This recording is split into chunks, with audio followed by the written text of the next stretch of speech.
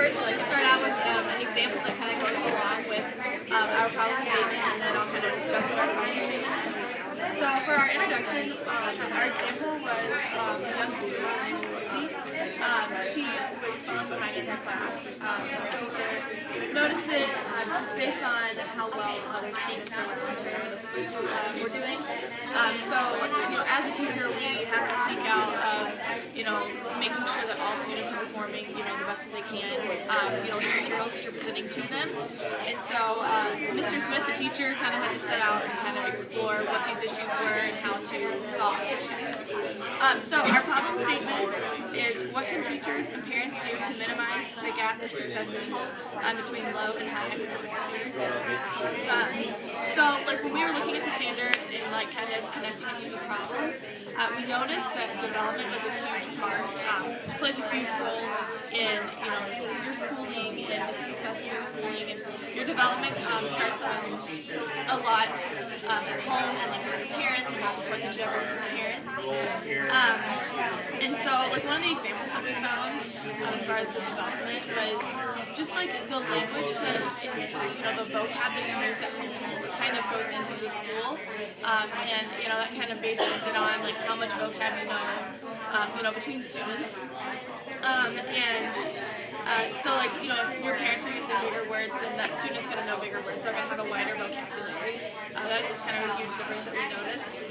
And then we also noticed that the more involved the parents are at home and with the schooling, the more involved the student is, the more excited the student is in the classroom, and that is better performance in the classroom as a whole.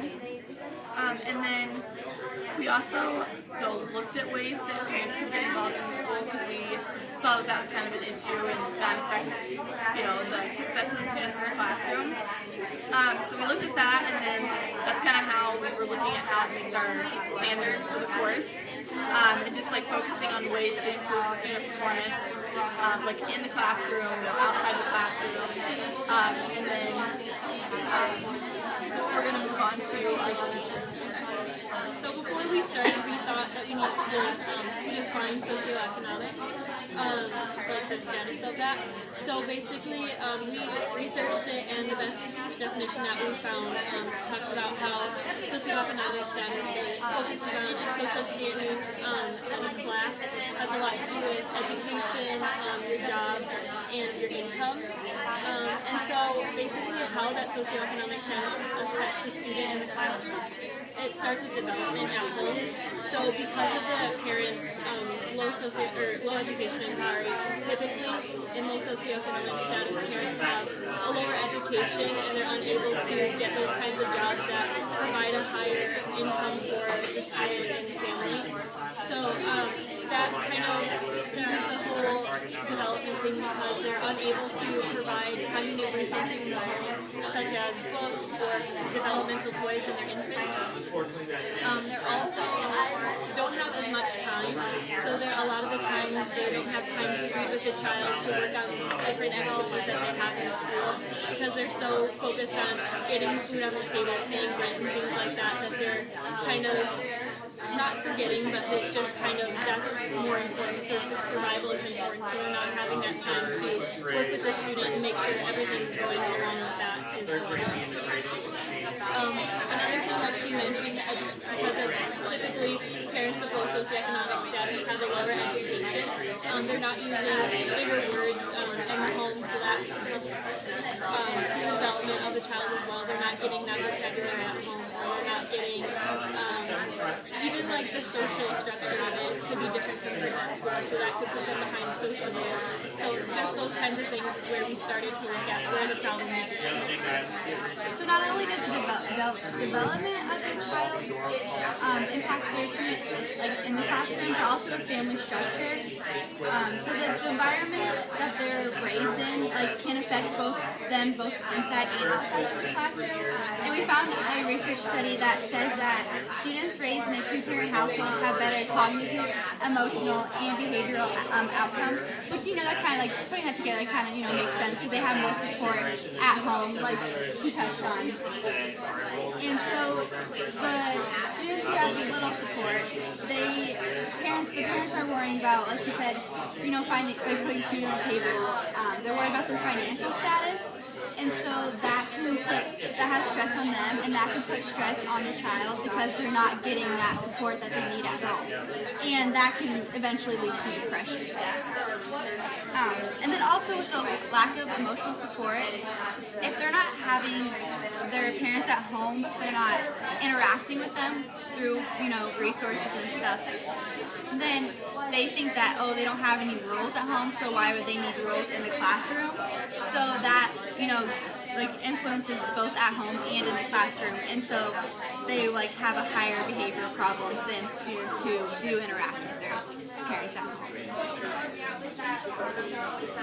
Right, so for our solutions, we came up with three main ones: parent involvement, teacher involvement, and community/student involvement. When we interviewed our teachers, one of the second grade teachers said in the interview that she could tell which students interacted with their parents and which ones didn't.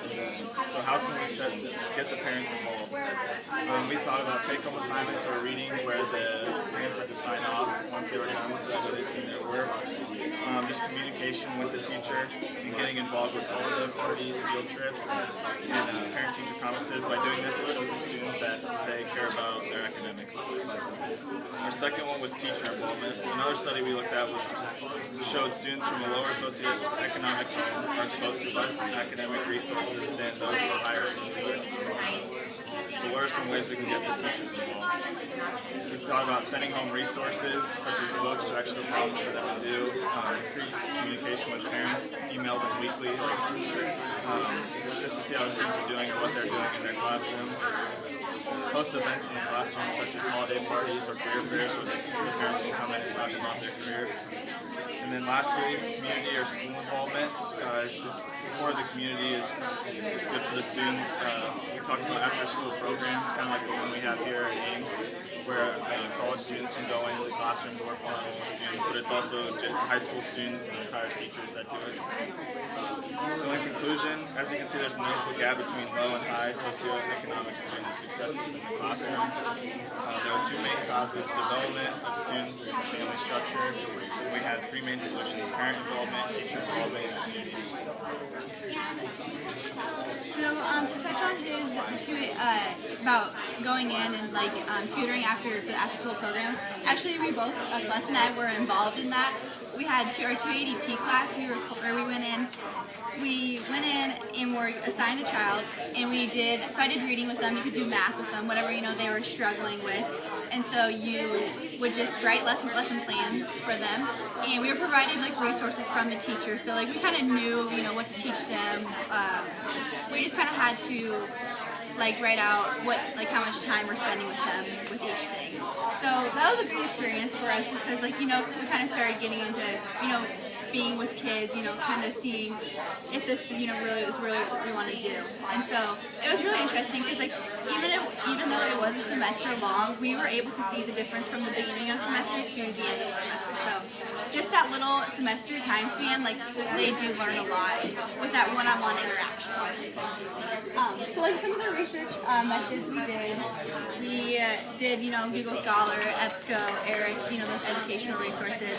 And then we put in keywords such as what teachers and parents can do, how the community can get involved, like we said with the 280T, retired teachers coming in and helping. And then also we did low socioeconomic compared to the high socioeconomic.